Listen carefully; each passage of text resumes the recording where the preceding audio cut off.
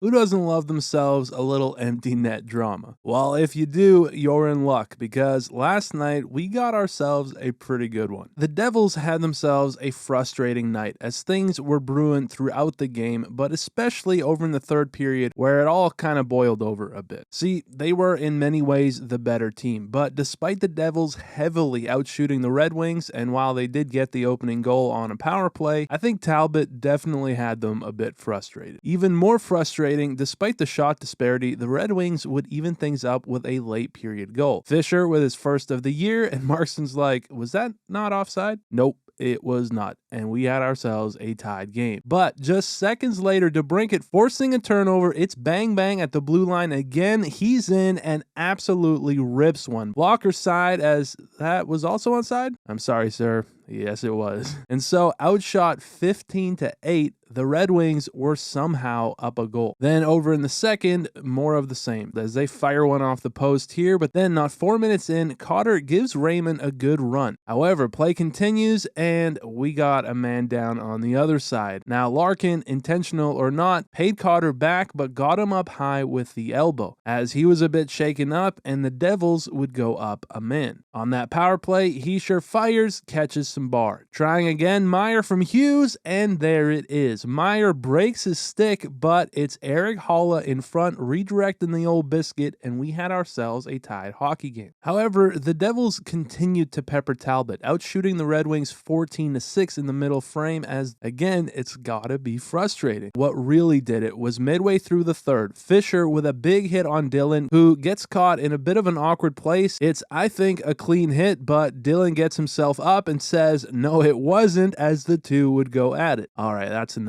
Psych, no it isn't. All right. For real this time. Dillon was a bit bloodied up. Fischer also tagged up a bit as they continued barking back and forth in the box. But out of all this, Dillon would get an extra for roughing, which Sheldon's like, you fuck off. Regardless though, on the power play, Kane takes a look, fires it, and they score. It's Larkin in front with the deflection. He's like, yeah, woo! While Markstrom's like, get that crap out of here. Let's go, as Keefe just couldn't believe what he was seeing. But no worries, coach. He's sure in, he's brought down, and is it a penalty shot? It is not. Called a hook, but out of it, there's another scrum. This fan's like, come on! As Chiarot and Kovacevic, not sure if they're going to do it. Oh, yes, they do. Wrestle down to the ground before finally the captains smooth things out. You good? Yeah.